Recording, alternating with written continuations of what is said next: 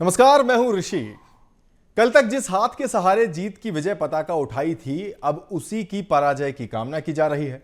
और जो पहले पराजय की कामना कर रहे थे, अब वही जीत की उम्मीद में जय जयकार कर रहे हैं। यह रोचक तस्वीर है उस अमरवाड़ा विधानसभा सीट की, जहां उपचुनाव होने जा रहा है। 7 विधानसभा सीटों वाले छिंदवाड़ा जिले में बीजेपी 2023 में खाता भी नहीं खोल पाई थी, और यही चैलेंज इस उपचुनाव में लेकर बीजेपी उतरी है। चैलेंज तो कांग्रेस के लिए भी छोटा नहीं है, क्योंकि इस बार सामना उसी से है जिसने पिछली बार विधानसभा में अमरवाड़ा के अखाड़े में जीत की ताल ठोकी थी।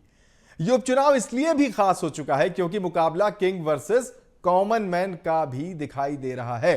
बीजेपी के प्रत्याशी कमलेश शाह पूर्व राज परिवार से आते हैं, तो कांग्रेस के प्रत्याशी धीरेन्द्र शाह नावती सरकारी राशन दुकान के सेल्समैन की नौकरी छोड़कर चुनावी मैदान में उतरे हैं।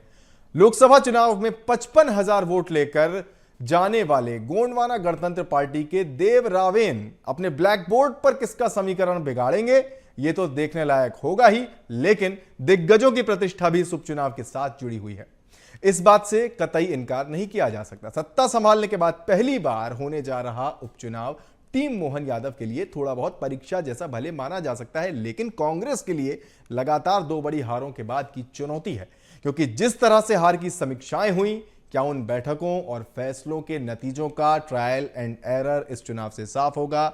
जिन कमियों को गिनाकर बीजेपी पर लगातार हमलावर रहती है, क्या उन्हें इस उपचुनाव में दूर कर पाएगी कांग्रेस? और सबसे बड़ा सवाल कि क्या 16 साल तक इस सीट से बीजेपी को दूर रखने वाली कांग्रेस यही फासला बरकरार रख पाने में सफल हो पाएगी या नहीं? बात करेंगे उन सीटों की भी जहां पर उपचुनाव की संभावनाएं फिलहाल पुख्ता होती दिख रही हैं, और उन सीटों के सियासी समीकरणों पर बनते बिगड़ते सवालों के जवाब भी तलाशेंगे। ये सब कुछ समझने और जानने की कोशिश करेंगे एक खास पैनल के साथ, और कहेंगे कि जवाब तो देना होगा, लेकिन उसके पहले देखिए ये रिपोर्ट। लोकसभा चुनाव के ठीक पहले बीजेपी का दामन थामने वाले कमलेश शाह कमलनाथ के करीबी माने जाते थे, लेकिन फिर दूरियां और उनका बढ़ना और उन दूरियों का फलसफा उपचुनाव। ये सियासी घटनाक्रम अमरवाड़ा ही नहीं, पूरे छिंदवाड़ा के सियासी समीकरणों को कैसे और कितना बदलेगा, इसी सवाल के साथ सारी नजरें उपचुनाव पर हैं। 80% वन क्षेत्र वाली इस विधानसभा सीट पर सीएम मोहन यादव 2 चुनावी सभाओं को संबोधित कर चुके हैं। प्रदेश अध्यक्ष वीडी शर्मा ने संगठन की कमान संभाली और तमाम दिग्गजों और कार्यकर्ताओं के साथ बैठकों का दौर चलता रहा। इन गतिविधियों ने पहले ही स्पष्ट कर दिया था कि इस चुनाव को पार्टी महत्वपूर्ण मानकर चल रही है।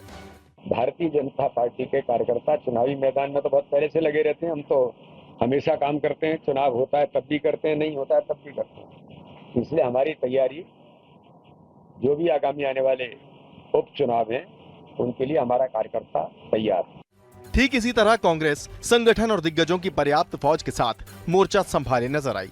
जीतू पटवारी, कमलनाथ, उमंग सिंघार, नकुल नाथ, तमाम नेता अमरवाड़ा में कैंपेनिंग को भरसक मजबूती देने की कोशिश करते रहे।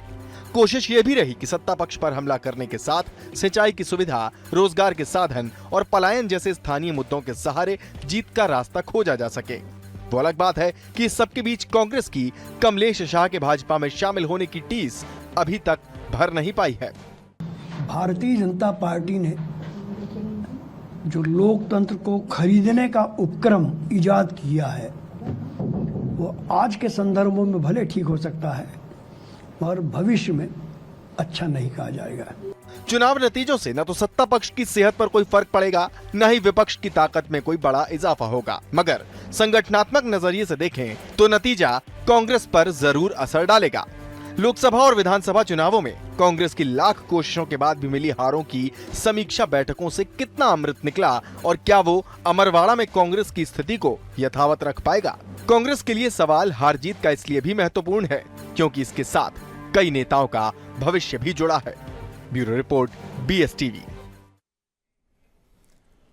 और चलिए अपने आज के मेहमानों से पहले आपकी मुलाकात करवा देते हैं और उसके बाद फिर चर्चा की शुरुआत करेंगे। हमारे साथ डॉक्टर प्रेम व्यास जी हैं, बीजेपी के प्रवक्ता हैं। स्वागत प्रेम जी आपका।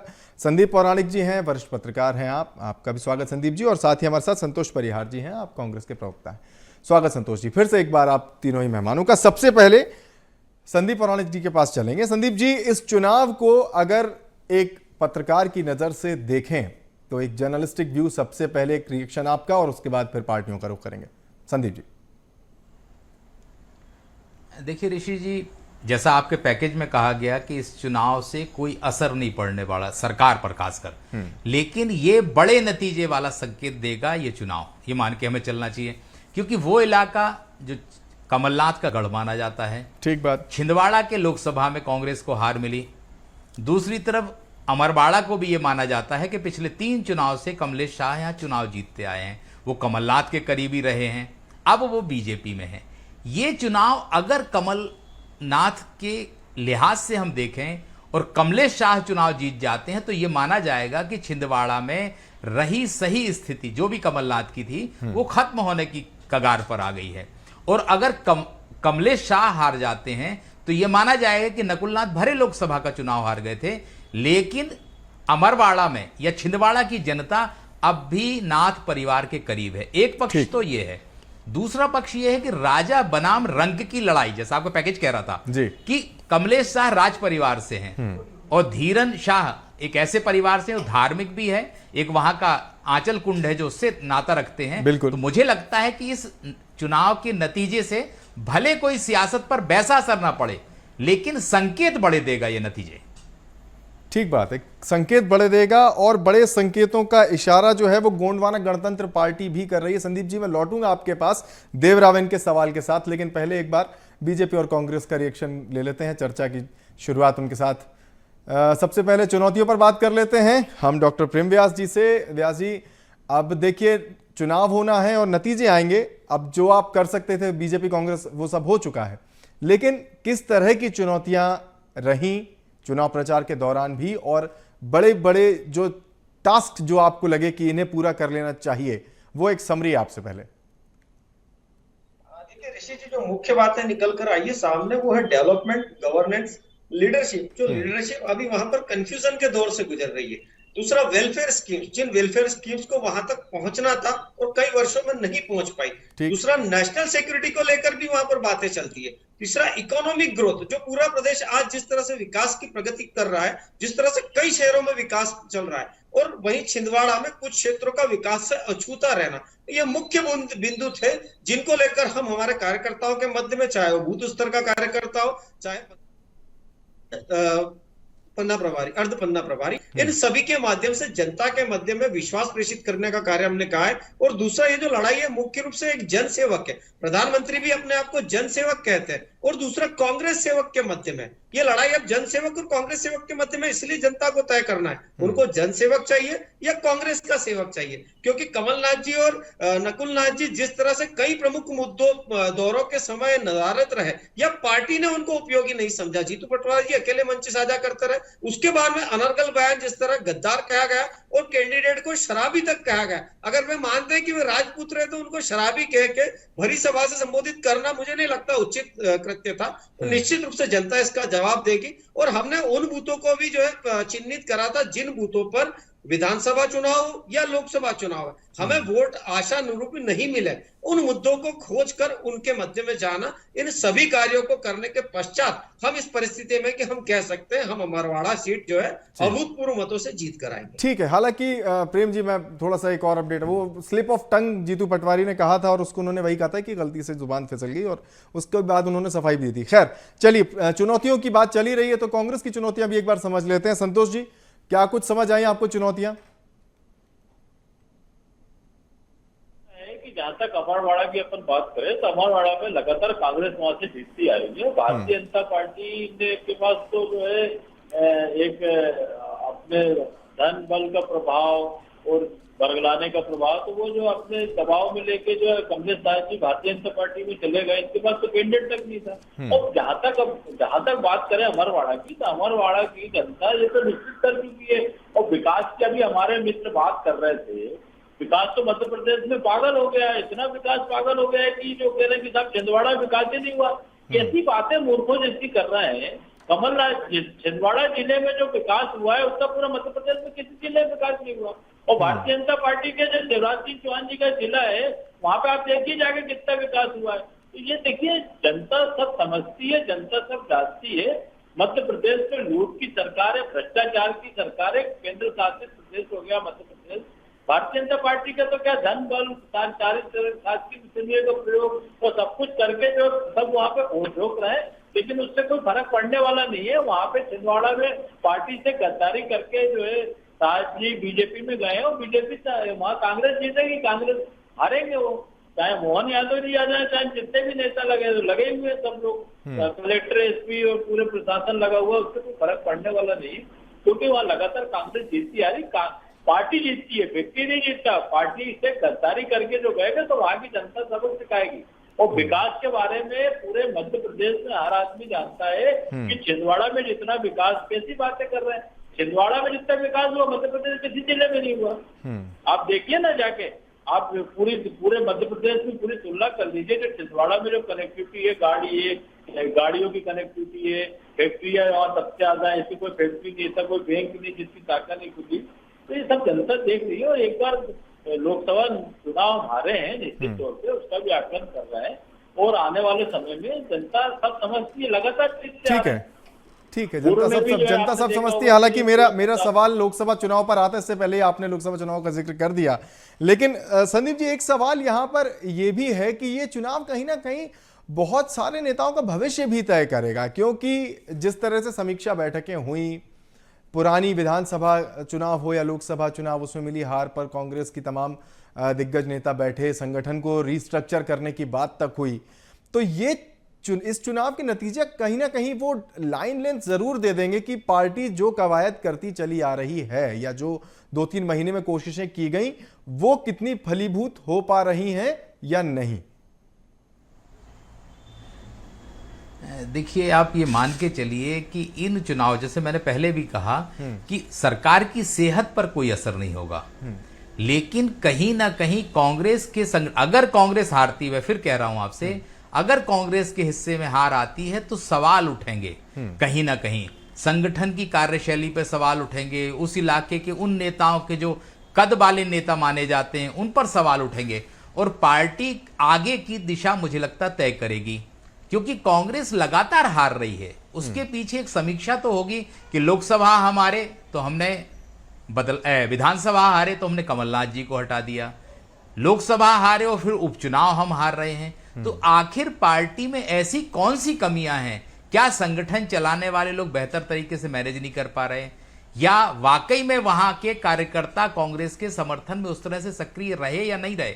यह समीक्षा चुनाव के बाद में होगी। और मुझे लगता है, जैसा आपने लाइन लेंथ वाली बात कही, मैं उससे सहमत हूं कि आने वाले समय के नतीजे कहीं ना कहीं कांग्रेस की राजनीति पर बड़ा असर डालेंगे। जीत होती है तो बल्ले बल्ले है, और मुझे लगता है कि अगर हार होगी तो बड़ा नुकसान कई नेताओं को होना तय माना जा रहा है। हालांकि जीत हार के अलावा संदीप जी, मुझे ऐसा लगता है कि चुनाव के नतीजे, वोट प्रतिशत, वोट शेयर, ये सारी चीजें भी मायने रखेंगे, और जब एनालिसिस होगा तो इनका भी ध्यान रखा जाएगा। बहरहाल प्रेम व्यास जी के पास वापस चलते हैं। प्रेम व्यास जी, 2008 से सूखा है जीत का अमरवाड़ा में, और 2023 की बात करें तो छिंदवाड़ा जिले में 7 में से एक भी सीट नहीं मिल पाई थी। टफ तो है, इस बात से तो इनकार नहीं किया जा सकता।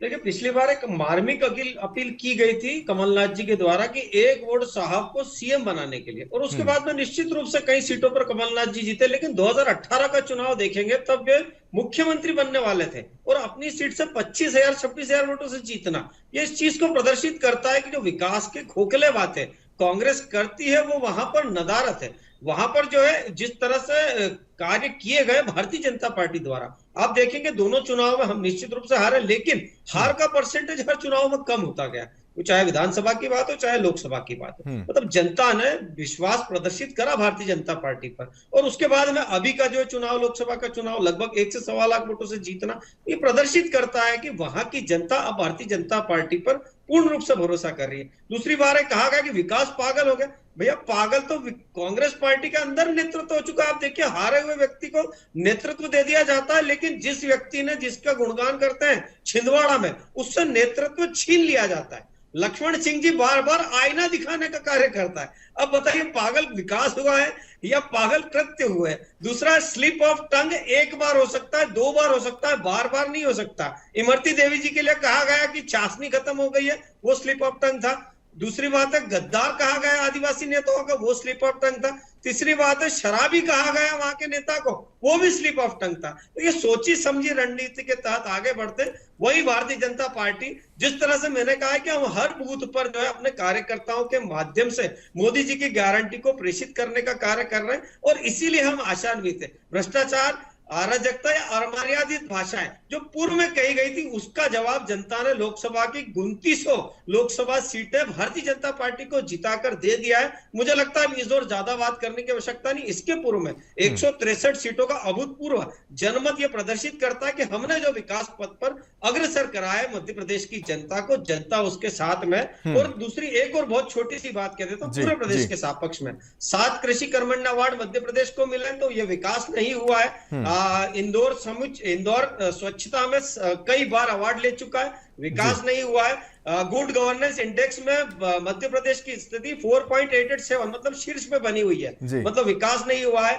जिस तरह से आज मध्य प्रदेश में नवाचार किया जा रहा है, मेडिकल कॉलेज हो, इंजीनियर कॉलेज हो, इंफ्रास्ट्रक्चर विकास हो, तो यह विकास देखना पड़ेगा जो जनता देख रही है। लेकिन अगर कांग्रेस विकास देखना चाहती है तो उसको जनता के साथ में धरातल पर आकर देखना पड़ेगा, ट्वीट की राजनीति से बाहर निकलकर। ठीक है, यानी कुल मिलाकर लुब्बे लुआब इतना ही है कि टफ है, लेकिन आप थोड़ा सा पॉजिटिव इसको लेकर चल रहे हैं। चैलेंजिंग वाले सवाल के साथ ही हम संतोष जी आपके पास आना चाहेंगे। यही बात कि 2008 से बीजेपी जीत हासिल नहीं कर पाई है, लेकिन जो पिछले 2 बड़े चुनाव रहे, लोकसभा का और विधानसभा का, चैलेंजेस तो इस बार आपके लिए भी हैं, और अगर मैं शायद गलत नहीं हूं तो उससे ज्यादा। देखिए, मध्य प्रदेश के अंदर जहाँ तक विकास की बात करें, छिंदवाड़ा में मैंने पूर्व में कहा था कि छिंदवाड़ा में जितना विकास हुआ तो मध्य प्रदेश में किसी जिले में नहीं हुआ।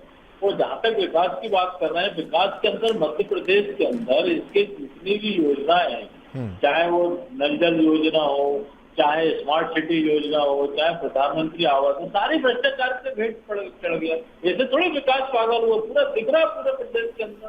ये जब से मोहन यादव जी मुख्यमंत्री बने, जब से हो क्या रहा है, केंद्र शासित प्रदेश हो गया मध्य प्रदेश। संतोष जी, मेरा सवाल चैलेंजेस को था। प्रेम व्यास जी भी थोड़ा मेरे सवाल तक पहुंचे थे। घपला हुआ, राजीव गांधी इंजीनियरिंग कॉलेज में प्राइवेट आदमी के वहां पे इतना बड़ा भ्रष्टाचार हुआ कि किसी ये आरएसएस के लोगों ने सारी जगह संस्थाओं पे जो है कब्जा कर लिया है, और सब जगह जो है अवस्था फैली हुई है।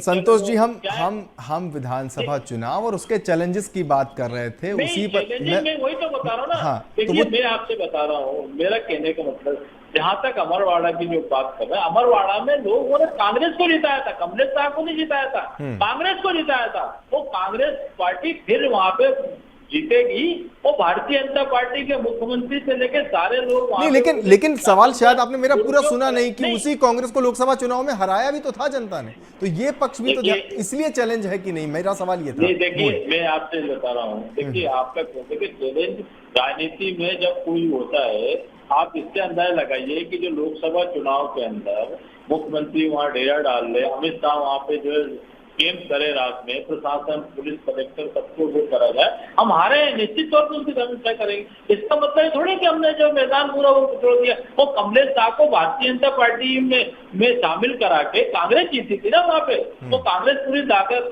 से, पूरी दमदानी से लड़ रही है, और निश्चित तौर पर हम जीतेंगे, अच्छा रिजल्ट मिलेगा हमें उसके अंदर। ये जो भारतीय जनता पार्टी के लोग जो पूरे मध्य प्रदेश में दिख रहा है, इतना ज्यादा दिख रहा है, देखिए सब जगह किसान परेशान, छात्र परेशान। संतोष जी, पूरे मध्य प्रदेश को, अभी आपने बिल्कुल अच्छी बात की, आपने अमरवाड़ा सेंट्रिक और छिंदवाड़ा सेंट्रिक बात की, बिल्कुल आपने ठीक की। हम मध्य प्रदेश पर फिर आगे कभी चर्चा करेंगे, समय थोड़ा सा कम है। संदीप जी, देव रावेन की हमने बात की थी, गोंडवाना गणतंत्र पार्टी के उम्मीदवार, लोकसभा चुनाव में 55,000 वोट ले जाते हैं, इनको नहीं इग्नोर किया जा सकता अगर हम इस पूरे उपचुनाव को देखें, क्योंकि जहां तक ये जो लोकसभा चुनाव के नतीजे थे, उसमें इस बात से तो इनकार नहीं किया जा सकता कि नतीजों को तय करने में एक बड़ी भूमिका इनके वोट शेयर की भी रहेगी। बिल्कुल सही कह रहे हैं ऋषि जी, आप ये तय मान के चलिए कि रावेन की बड़ी भूमिका रहने वाली है। वो जितना ज्यादा वोट ले जाएंगे, उतना हार के अंतर को कम करते जाएंगे, और अगर उन्हें ज्यादा मिल जाते हैं वोट, तो मुझे लगता है कि नतीजा ही बदल सकता है, और हो सकता है कि रावेन इन दोनों के मुकाबले में आगे भी निकल जाए, तो मुझे अचरज नहीं होगा। मतलब इस बात की गुंजाइश है कि देव रावेन वहां पर कमाल दिखा सकते हैं। ठीक है, मुझे चलिए। जी जी प्रेम व्यास जी, अनुसूचित इस जाति पहलू के लिए- हाँ जी संदीप जी, आप बात कर लीजिए पूरी अपनी, फिर शायद आप तक आवाज नहीं पहुंचे जी। मैं कह रहा हूं कि वो अनुसूचित जनजाति के लिए आरक्षित सीट है, आदिवासी बाहुल्य है, बिल्कुल। और मुझे लगता है कि गोंडवाना गणतंत्र पार्टी का उस इलाके में किसी दौर में बड़ा प्रभाव रहा है। ठीक बात है प्रेम जी, इस पहलू को ध्यान रखा गया है या आपको लगता है कि नहीं ये तो इजीली हो जाएगा मैनेज, या इतना बड़ा चैलेंज नहीं है ये हमारे लिए? नहीं देखिए, हम तो छोटी छोटी सी बातों को भी चैलेंज के रूप में स्वीकार करते हैं, चाहे वो हमारे लिए छोटा चुनाव हो या बड़ा चुनाव हो। हमने सभी बातों का ध्यान रखा, सभी प्रारूप का ध्यान रखा है। दूसरा, मैं एक बात कहना भूल गया था, पांडुरना हरई ये ऐसी मुख्य जगह थी जहां से भी भारतीय जनता पार्टी को वोट्स बहुत ज्यादा मिले, छिंदवाड़ा से। तो निश्चित रूप से इसीलिए हमने कहा है कि विकास पथ पर जनता प्रदर्शित हो रही है और भारतीय जनता पार्टी के साथ है। दूसरा, आदिवासी समाज का गुजरात के बाद में एसटी एससी का सबसे ज्यादा वोट मिला है, तो मध्य प्रदेश में मिला है भारतीय जनता पार्टी को। और तीसरा जो है कि आज आदिवासी गौरव दिवस के रूप में कई सारे आयोजन अगर किए जा रहे हैं तो भारतीय जनता पार्टी के नेतृत्व में किए जा रहे हैं। और आज डिजिटलाइजेशन के माध्यम से गांव में बैठा व्यक्ति भी ये देख पाता है कि मेरे प्रदेश, मेरे शहर, मेरे देश में क्या क्या गतिविधियां, कौन कौन सी पार्टी कैसे संचालित कर रही है। तो अब वो दौर नहीं है कि जब आदिवासियों को बरगलाया जा सकता था, अब वो दौर है कि आदिवासी मुख्य धारा में मुख्यता के साथ में अग्रसर हो रहे हैं। 2-4-5 चीजें मैं बता दूंगा अपनी बात, उसके बाद समाप्त करता हूं। जैसे 15 नवंबर को आदिवासी जनजाति गौरव दिवस के रूप में मनाना, उसके बाद में जो एकलव्य विद्यालय जो हुआ करते थे उनका जो बजट था 278 करोड़, उसको 1418 करोड़ तक पहुंचाने का कार्य हो, या जनजाति योजना जो 2011 में जो 21,000 करोड़ की थी उसको 86,000 करोड़ तक पहुंचा। और मैं पूर्णता के साथ आश्वस्त करता हूं 93% पैसा पूरी तरह से खर्च किया गया है। इसीलिए हमने कहा है कि हम आशान्वित है, समाज के सभी प्रारूपों को विकास पथ पर प्रदर्शित करने के लिए भारतीय जनता पार्टी अग्रसर है और इसमें जनता का अभूतपूर्व योगदान भारतीय जनता पार्टी को विधानसभा चुनाव में भी मिला है, लोकसभा चुनाव में भी मिला है, और अभी जहां भी उपचुनाव होंगे निश्चित रूप से उसका फायदा मिलेगा। ठीक है, सेम सवाल मैं संतोष जी आपके पास लेकर आना चाहूंगा, जीजीपी से जुड़ा हुआ ही, और इसमें एक एड ऑन छोटा सा कि जो समीक्षा बैठकें, ये सवाल रह गया था मेरा, मैं शायद मुझे पहले पूछना चाहिए था, समीक्षा बैठकें जो हुई थी, क्या लगता है आपको कि ये एक ट्रायल एंड एरर टेस्ट भी इस बार कहीं ना कहीं हो जाएगा कि उन बैठकों से जो भी फलसफा निकला था, उन बैठकों में जो भी तय हुआ था, पार्टी अब उस हिसाब से ठीक चल रही है या नहीं, और क्या कुछ नेताओं का भविष्य तय होगा इस चुनाव के नतीजे से? ये चर्चा चल रही है, इसलिए मैंने इस सवाल को अपनी इस बात में शामिल किया। संतोष जी देखिए, जहाँ तक भविष्य वाली बात है, वहाँ पूरे छिंदवाड़ा में, जहाँ अमरवाड़ा में चुनाव हो रहा है, वहाँ तो निश्चित तौर पर जीत रहा है, इसलिए कोई किंतु परंतु वाला तो कोई सवाल है यहाँ। और मध्य प्रदेश के अंदर पूरी तरीके से जो स्थिति बनी हुई है, ये छिंदवाड़ा, जहाँ तक कह रहे थे कि आदिवासियों को बरगलाया जाता है, तो आदिवासी समाज बहुत जागरूक समाज है, इसको बरगलाना तो संभव ही नहीं है। अभी तक ये भारतीय जनता पार्टी ने हमेशा बरगलाने का प्रयास करा है, लेकिन क्या हुआ है, तो सबके सामने ये आदिवासी के ऊपर पेशाब करवा देते हैं, आदिवासियों के खोज के गाड़ देते हैं, तो आदिवासी समाज सब देख रहा है। और उनके लिए उनकी छात्रवृत्ति तक रोक दी गई, आज तक छात्रवृत्ति नहीं गई, तो पूरी योजनाएं बंद करके सबसे ज्यादा नुकसान तो आदिवासी को हुआ। तो देख रहे हैं उनके पट्टे निरस्त कर दिए गए पूरे मध्य प्रदेश के अंदर। तो आदिवासी समाज सबसे जागरूक समाज है और आदिवासी जिला है, वहाँ पे निश्चित तौर पर कहीं कोई वो नहीं है, कांग्रेस पार्टी जीत रही है। जहाँ तक आप जो मंथन की बात कर रहे थे, मध्य प्रदेश में मंथन कर रहा है, मध्य प्रदेश में चारों तरफ से जो आप देख रहे हो पूरा सब जगह से फीडबैक लाते, जो भी अच्छा से अच्छा होगा, हमारे जीतू पटवारी की, उमंग सिंघार जी, इनके नेतृत्व में मध्य प्रदेश में कांग्रेस आगे और मजबूत होगी और ज्यादा जन आंदोलन पूरे मध्य प्रदेश में किया जाएगा और हमारी जहाँ जो कमियां हैं उसको दूर करने के लिए प्रयास किया जाएगा और पूरी ताकत से दमदारी से लड़ेंगे। और अभी विधानसभा के अंदर देखा आपको कि भारतीय जनता पार्टी की नकली सरकार ने चर्चा तक नहीं कराई और विधानसभा स्थगित करा दी। विधानसभा में चर्चा कराने डरते हैं क्योंकि इनको पास बताने के लिए कुछ है नहीं ना। नहीं, ठीक है, फिर विषयांतर, इससे पहले कि विषयांतर हो जाए, हम अमरवाड़ा पे ही रहते हैं। संतोष जी, जो बातें आप कर रहे हैं, जो मैं बता रहा हूँ, मैं तो कर रहा था जीजीपी की बात कि जीजीपी चैलेंज है या नहीं, 55,000 वोट पाने वाले देवरावेन, उनको कैसे देख रहे हैं? राजनीति में जो है, जो भी चुनाव लड़ता है स्वतंत्र रहता है, चैलेंज और उसकी कोई बात इसलिए नहीं है कि माननीय कमलनाथ जी का गृह जिला है और वहाँ हमेशा आदिवासी समाज का हमेशा कांग्रेस जीती है वहां से। ठीक है, आदिवासी और उनके मुद्दों की बात चल रही है। संदीप जी आपने, माफ कीजिए प्रेम जी आपने भी कहा और संतोष जी आपने भी कहा। एक आखिरी सवाल संदीप जी आपके पास लेकर आऊंगा कि इस चुनाव में जो कुछ मुद्दे थे, जैसे कि पलायन, सिंचाई की सुविधा, रोजगार, जो स्थानीय मुद्दे थे, लोकसभा चुनाव में तो उन पर नहीं इतनी चर्चा हो पाती है, लेकिन विधानसभा चुनाव में उनकी गुंजाइश रहती है। क्या आपको लगता है कि उन पर ठीक ठाक बात हो पाई? देखिए, बात तो की गई है, सरकार की ओर से कहा गया कि सिंचाई का रकबा बढ़ा देंगे, सुविधाएं उपलब्ध कराएंगे, लोगों को रोजगार मिलेगा। लेकिन सवाल ऋषि जी एक उठता है कि क्या जनता इन बातों पर भरोसा करती है?